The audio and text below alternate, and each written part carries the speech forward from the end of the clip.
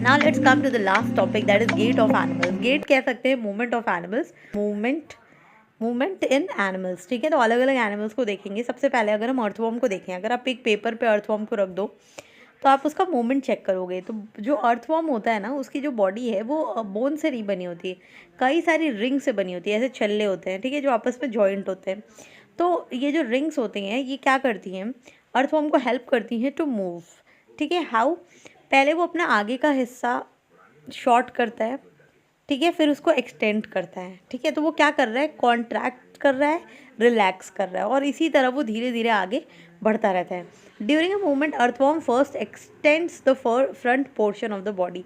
पहले वो अपने पहले आगे वाले पोर्शन को एक्सटेंड करता है, ठीक है, फिर पीछे वाले पोर्शन को शॉर्ट करता है, और इसी तरह वो आगे बढ़ पाता है। जैसे यहाँ पर देखो, अगर आप मूवमेंट देखो तो पहले क्या किया, ये वाला जो हिस्सा था, आगे वाला हिस्सा, इसको उसने बढ़ा दिया, एक्सटेंड किया, ठीक है, फिर पीछे वाले हिस्से को कॉन्ट्रैक्ट कर लिया, तो वो क्या किया, वो आगे बढ़ गया इसकी हेल्प से। तो इस टाइप का जो मूवमेंट है, जो रिंग्स की वजह से हो पा रहा है, इस मूवमेंट को हम एक तरीके से कह सकते हैं कि वो क्रॉल कर रहा है, या फिर it is a movement which can be carried out by expansion and contraction. ठीक है, the earthworm can move through the soil easily, और इनकी जो बॉडी है वो सिक्रीट करती है स्लाइमी सब्सटेंस, कुछ स्लाइमी सब्सटेंस छोड़ते हैं ना, और स्लाइम्स हमने देखा होगा चिपचिपा सा होता है। तो द रीज़न इज़ ताकि वो ईजिली मूव कर पाए सॉइल के थ्रू। और आप अगर इनकी बॉडी को देखो, या फिर इनकी बॉडी को एक ग्लास प्लेट पे रखो, नीचे से देखो, तो इनकी बॉडी के नीचे टाइनी ब्रिसल्स यानी कि हेयर लाइक स्ट्रक्चर पाए जाते हैं।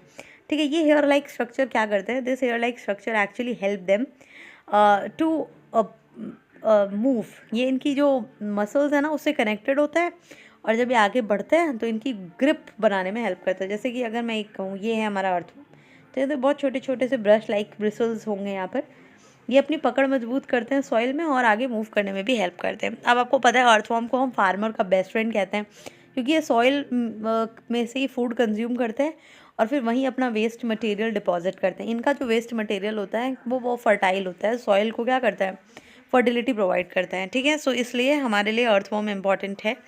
अगर हम स्नेल की बात करें तो आप सबने स्नेल देखा होगा, तो स्नेल के ऊपर ये एक शेल होता है, तो shell is the outer skeleton of the snail. ठीक है, लेकिन ये बोन से नहीं बना होता, ये एक सिंगल यूनिट होती है, और इस शेल का काम बस इतना सा होता है कि वो स्नेल को प्रोटेक्ट करता है। जैसे ही स्नेल को लगता है कि कुछ खतरा है, वो शेल में बंद हो जाता है, बट इस शेल में कोई मूवमेंट नहीं होता, तो स्नेल को अपने साथ साथ इस शेल को खींचना पड़ता है। It generally drags with it, right.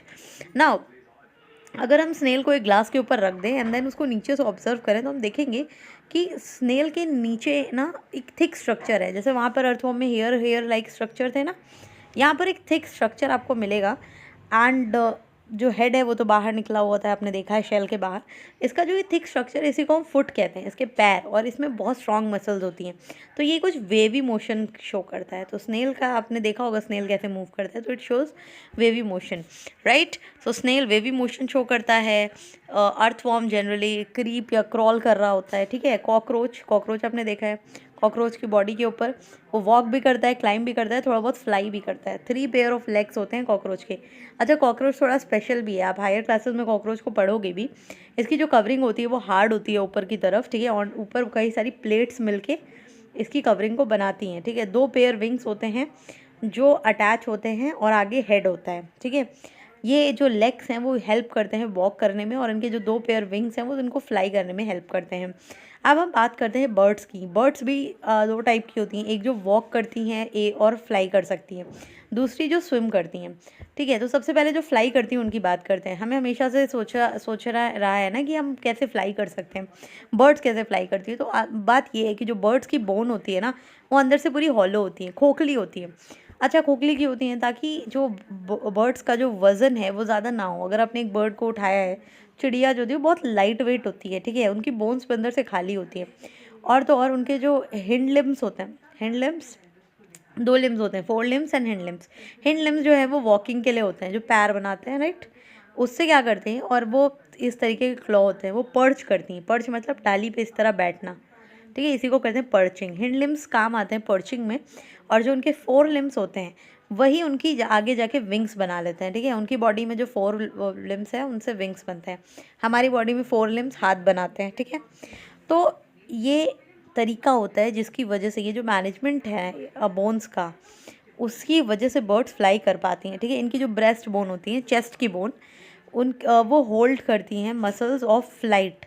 मतलब यहाँ पर अगर आप ध्यान से देखो तो ये जो है ये है इनकी 4 लिम्स जो क्या बन गई हैं, विंग्स, और ये है इनकी हिंड लिम्स जो क्या काम करेंगी, पर्चिंग में हेल्प करेंगी, ठीक है। आपने अगर किसी चिड़िया को डाल में बैठे हुए देखा है तो देखो कितनी मजबूती से उसको पकड़ के रखती हैं। सो this is how a bird completes it's movement. कुछ है जो स्विम करती हैं और कुछ ऐसी भी है जो ज़्यादा भाग नहीं सकती।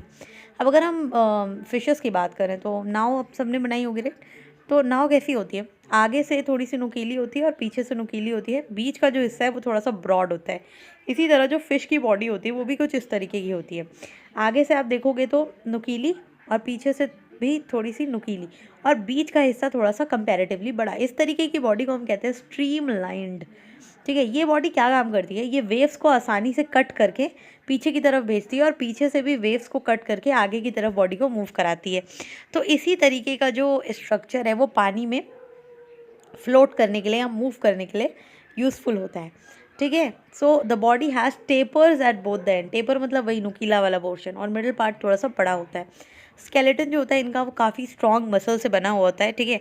अब पानी में दाना आसान काम तो है नहीं, फोर्स लगाना पड़ेगा, तो इनके पास स्ट्रॉन्ग मसल्स होती हैं और ये कर्व करती हैं। देखो कर्व कैसे, एक कर्व पहले ऐसे किया, फिर टेल को सेकंड दूसरी साइड शिफ्ट कर दिया, फिर एक साइड शिफ्ट किया, फिर तो इस तरीके का जो मूवमेंट ये कर रही हैं इसकी वजह से झटके लगते हैं बॉडी में, ठीक है।